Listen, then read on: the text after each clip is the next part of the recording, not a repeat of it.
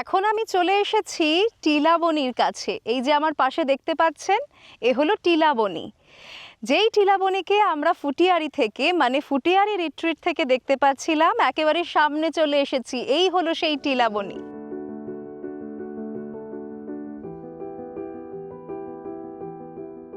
পর্বতারোহীদের কাছে কিন্তু খুব ফেমাস এই টিলাবনি, কেননা এখান থেকেই তাদের হাতে খড়ি হয় বলতে পারেন।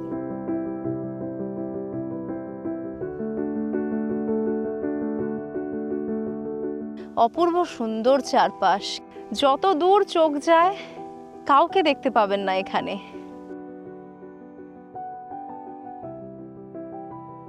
টিলাবনিতে যখন এসেছি একটা অদ্ভুত ইনফরমেশন আপনাদের দিই। এই টিলাবনিও নাকি বিক্রি হয়ে গেছে। স্থানীয় কিছু মানুষজন রীতিমতো জোর করে পাথর কাটার কাজ এখনো বন্ধ করে রেখেছেন।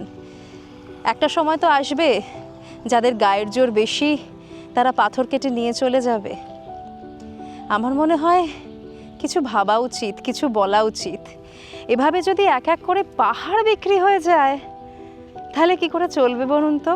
পাহাড়ও বিক্রি হয় আমাদের দেশে, কি অভাগা দেশেই না থাকি আমরা।